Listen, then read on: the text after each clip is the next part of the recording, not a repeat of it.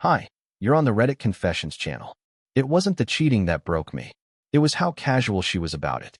The whole thing unraveled on a night that felt too quiet. No thunder, no drama.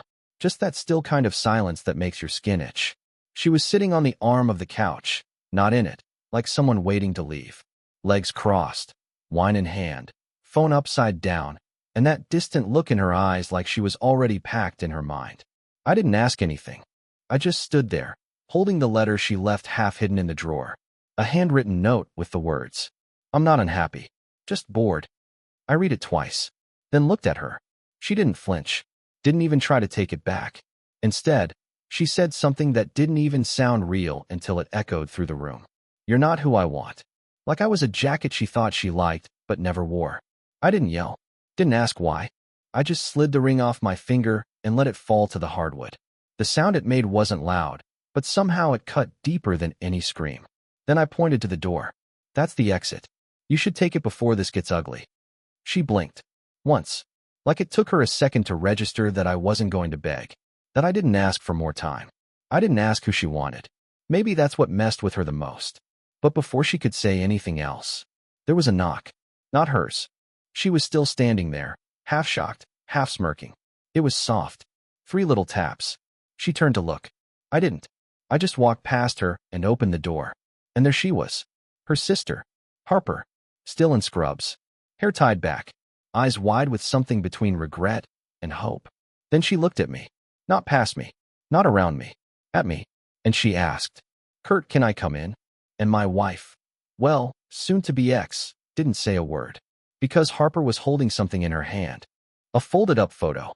And she said, "There's something you need to see. Now." Harper didn't wait for me to say yes.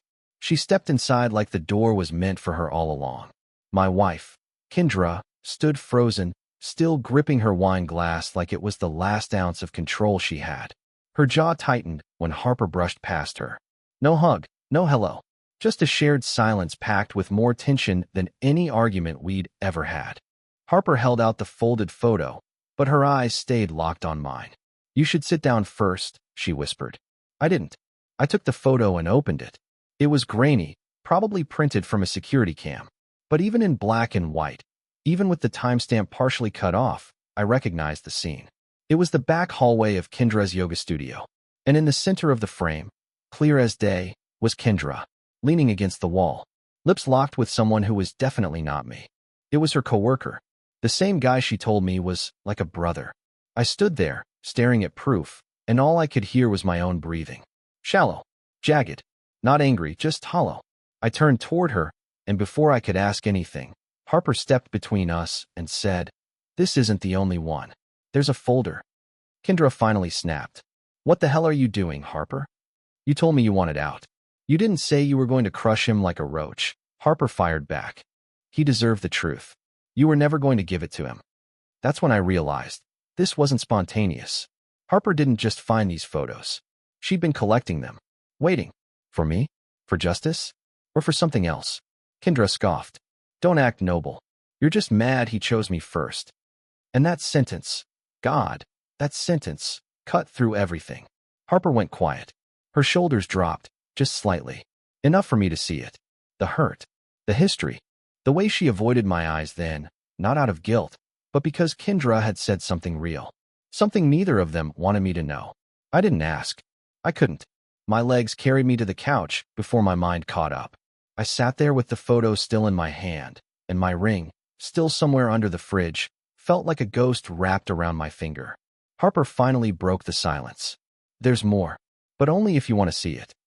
Kendra turned and walked to the door, muttering something about starting fresh and freedom, like she was the victim in her own mess. But before she left, she looked back one last time and said, "You'll regret not fighting for me." I didn't reply. I just looked at Harper. And then I nodded. Because whatever came next, whatever folder, whatever truths, I needed to see them. Even if they shattered the last good memory I had of my wife. And Harper, she didn't blink. She just said, "Okay, but you'll need a drink first." What she showed me next, it wasn't about Kendra. It was about me. And something I never saw coming. I followed Harper into the kitchen, where she placed her phone face down on the counter like it had burned her fingers. She opened the fridge, grabbed a bottle of ginger ale, and poured it into a glass without asking. I sat there across from her, still holding the printout of Kendra wrapped around that yoga guy, like she didn't have a husband waiting at home, making her dinner every night. "You need to see something else," Harper said, her voice lower now, like someone might be listening. She reached into her bag and pulled out a second envelope, thick and warped like it had been hidden under a floorboard. She pushed it across the table with one finger, not meeting my eyes. I opened it. Slowly. My hands were sweating. Inside were screenshots. Dozens. Printed chats, blurry but legible.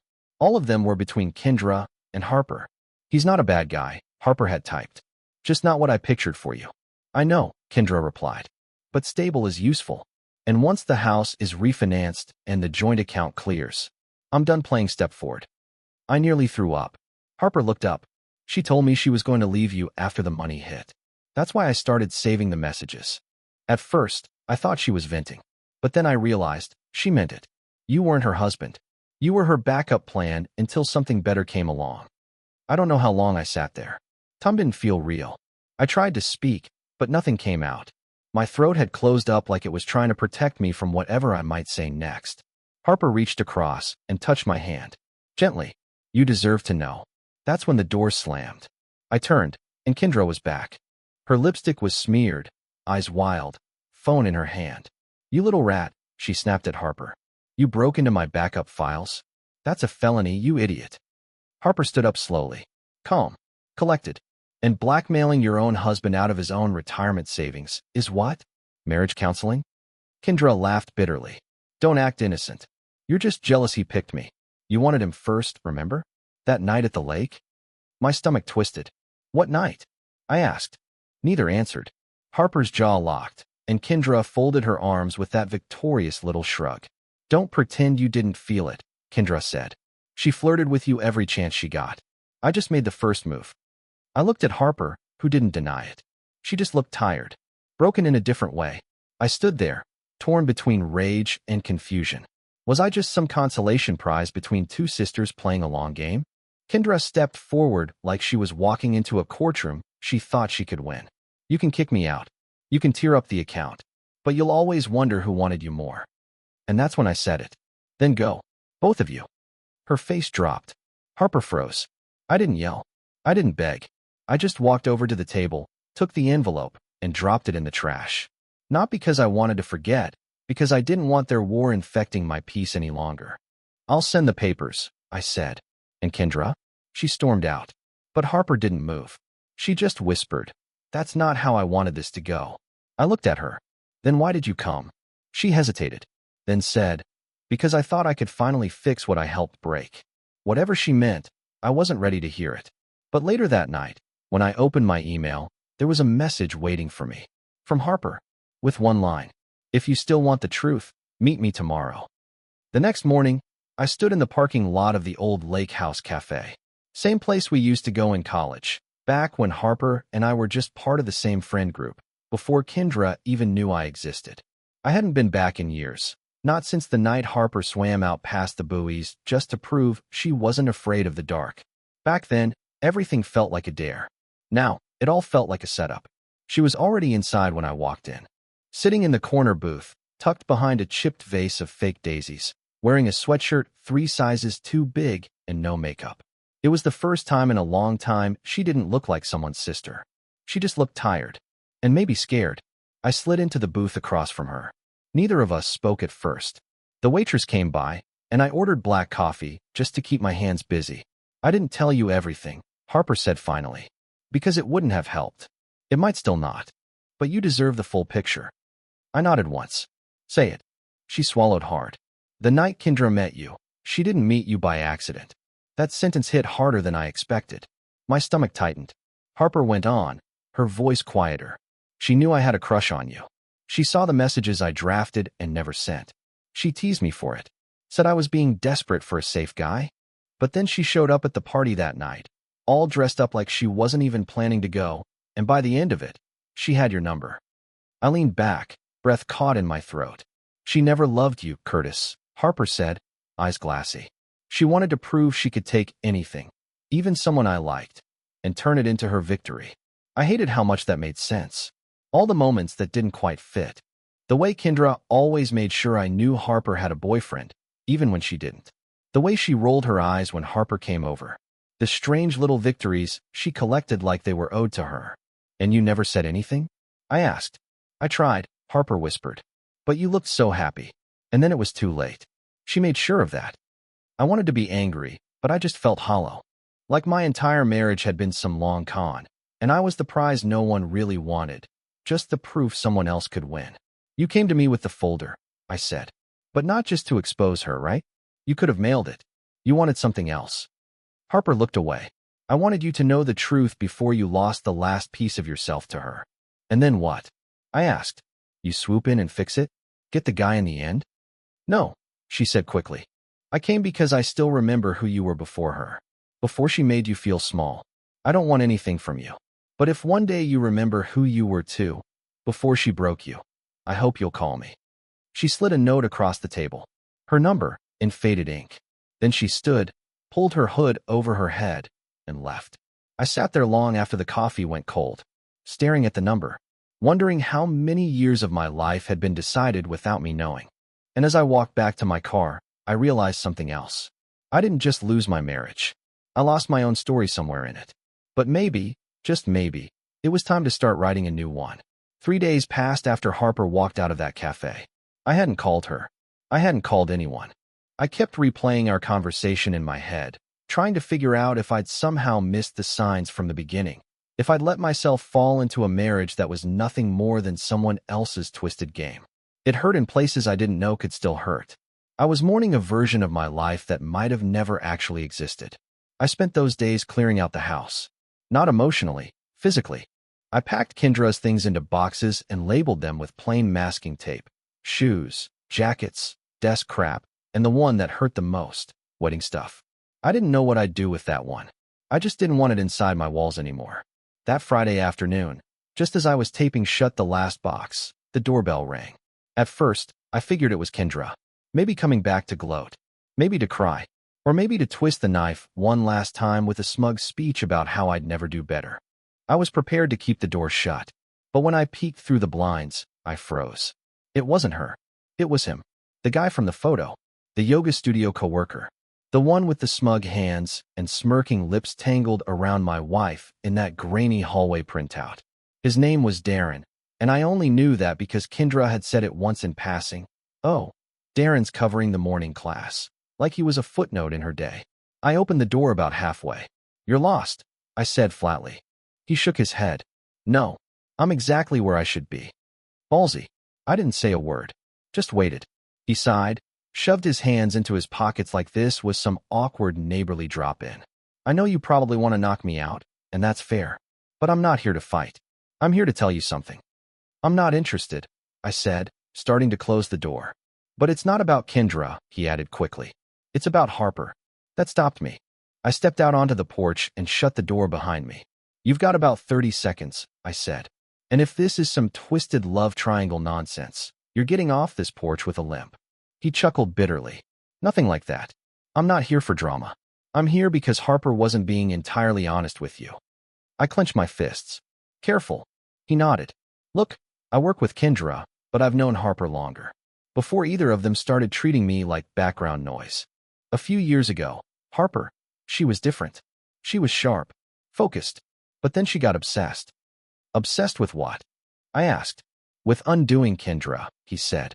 It started small, exposing lies, subtle things. But somewhere along the way, it wasn't just about protecting you. It was about beating her sister, taking back what she felt was stolen. I stared at him, trying to decide whether to believe a man who was still wearing cologne that probably came from Kendra's glove compartment. You're saying she used me? I asked. He hesitated. I'm saying she might not have started with clean intentions, but that doesn't mean her feelings now aren't real. That left me reeling. I'd already been used once. The idea that Harper, the one person who seemed like she had my back, might have had her own agenda from the beginning, it made my stomach churn. I'm telling you this because you deserve to know the full truth, he said. Not just Kendra's version, or Harper's. Then he turned to leave, pausing only to add, they're both good at rewriting history. Just make sure you're not living in someone else's story again." And then he was gone. I stood there, on the porch, as the sun started to dip below the tree line, and all I could think was, what if I've been a passenger in my own life this entire time? That night, I stared at Harper's number for hours. But I didn't call. Not yet. Because I needed to know who really started this fire. And who just stood there, pretending to hand me water while holding the match behind their back. I stared at my phone long enough for the screen to go dark at least a dozen times. Harper's number was there in my call log, untouched since she gave it to me. And after what Darren said on my porch, I should have deleted it.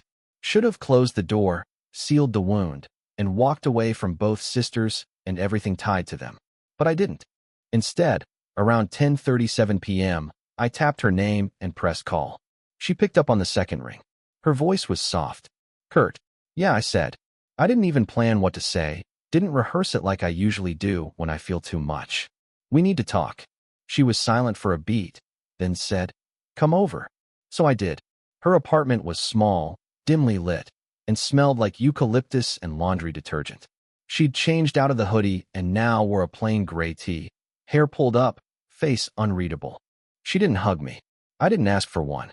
She handed me a glass of water, and we both sat on her couch like strangers pretending they weren't once orbiting the same sun. "I need to ask you something," I said. "And I want the truth, even if it hurts." Harper didn't blink. "Okay. When you gave me those screenshots and told me everything about Kendra, were you doing it for me? Or just to finally win some sick competition you've been playing against her?" She didn't look offended. She didn't get defensive. She just sighed, like she'd been waiting for that question since the moment she stepped into my house. "I started collecting those messages for myself," she admitted. "At first, it was about seeing her get what she deserved. I hated watching her hurt people and walk away like she was untouchable. But when I saw how she looked at you, how she used you like a stepping stone, I started to realize something else. I wasn't just angry at her. I was scared for you. You were so deep in it, you didn't even see yourself anymore." I leaned forward. "So this was charity?" "No," she said, shaking her head. "It turned into something else. And I don't expect you to believe me. But somewhere in all of that, I stopped thinking about what I lost to her and started thinking about what you deserve to get back." She looked at me, eyes glassy. "You were never supposed to be part of our war." I believed her. Maybe not entirely, but enough to feel my chest loosen a little. The problem was, Darren's words were still bouncing around my head like bullets in a small room. "And Darren?" I asked. "You ever tell him about this plan of yours?" Her eyes narrowed. "You talked to Darren?" "He came to my house," I said. "Told me you've been playing a long game. That this was never just about Kendra." Harper exhaled through her nose. "Of course he did. Darren's been obsessed with her for years. She used him like she used you. But he never got what he wanted, so now he's trying to drag everyone else down with him." I raised an eyebrow. "What did he want?" She hesitated, just long enough to raise every red flag I had left. "Harper," I said slowly, "what did Darren want?" She looked me dead in the eye. "Me." And suddenly, the whole board shifted again. Darren wasn't just a pawn in Kendra's game. He had his own. And I was the idiot sitting in the middle, believing whichever story sounded most tragic that day. I stood up. My mind was spinning. "I need air." She didn't stop me, just nodded and said, "If you walk away, I get it. But don't let his version of the truth bury mine." I walked out, and as I stepped into the cold night air, my phone buzzed. One new voicemail. From a number I didn't recognize. I played it without thinking, and my blood turned to ice. It was a recording. A muffled one, but I recognized the voices. Kendra and Darren, and what they were saying.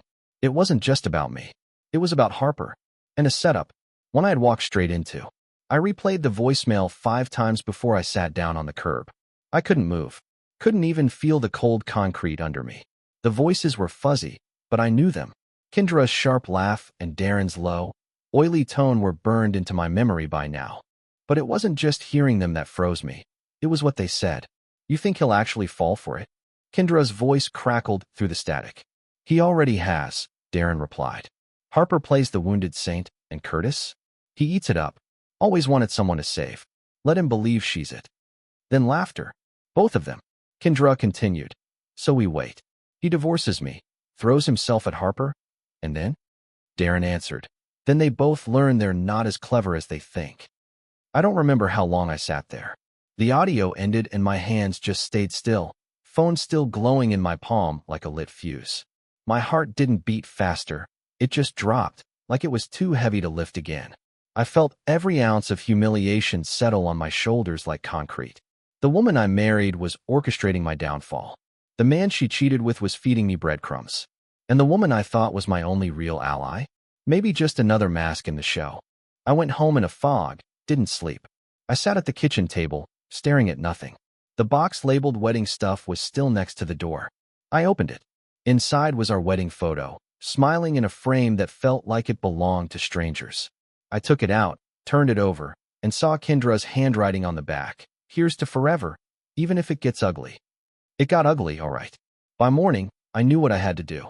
I wasn't going to scream. I wasn't going to burn everything down. I was going to end it on my terms. For once, I drove to the yoga studio first. Kendra's car was there. I walked in and waited until she came out of class. All polished and glowing like betrayal was just a facial treatment. Her eyes widened when she saw me. Curtis. I handed her an envelope. Inside were the divorce papers, signed, notarized, official. I'm not your puppet anymore, I said calmly. You wanted freedom. Here it is. She flipped through the papers, trying to act amused. You think this makes you strong? No, I said, but I finally don't feel weak. Before she could respond, I turned and walked out. Next stop was Harper's. I didn't call. I didn't warn her. I needed to see her face the second she heard the recording. I knocked. She answered in seconds, as if she'd been expecting me. You okay? She asked softly. No, I replied, pulling out my phone. But you will be honest with me, right now. I played the voicemail. Her face shifted slowly. Shock. Hurt. A strange kind of horror. Where did you get that? She asked, voice barely above a whisper. Anonymous voicemail, I said. Maybe Darren. Maybe someone else. Doesn't matter. Just tell me if you knew. She swallowed hard. Curtis, I didn't know they were still talking. I thought. Did you ever talk to him about using me? I interrupted. Her silence was the loudest thing I've ever heard. Then she finally said, only at the beginning, before I knew what he was. It was honest. But it was too late. I'm done letting people rewrite me into their stories, I said, stepping back. I don't want revenge. I don't want drama. I just want peace. And I won't find it here, with you. Harper didn't cry. She just nodded, like she knew this was coming. As I turned to leave, she called out softly, I did care. I still do. But I didn't turn around. Because sometimes, the worst betrayal isn't the one that cuts the deepest. It's the one that leaves you wondering if any of it was ever real. I didn't sleep that night. Not because I was angry, or heartbroken, or even confused anymore.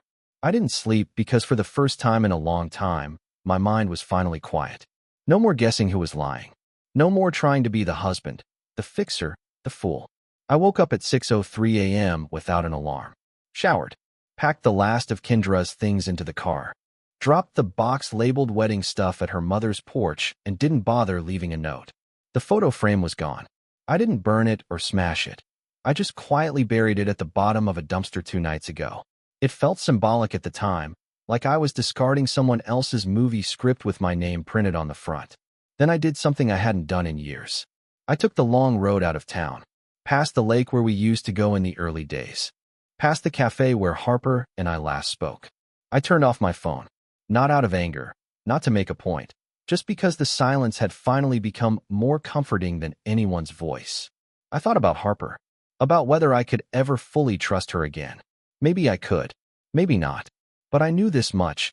She wasn't my responsibility. Not anymore. And that truth felt better than any apology ever could. I thought about Darren too, and his smug little game with Kendra. I don't know if they ever got what they wanted from this. Power, chaos, control. But I didn't need to expose them, or fight them, or even warn anyone else. That's not my war. That's not my weight to carry.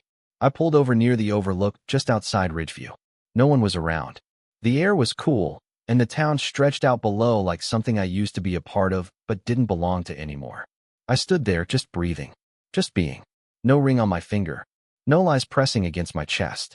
And for the first time in what felt like a lifetime, I smiled.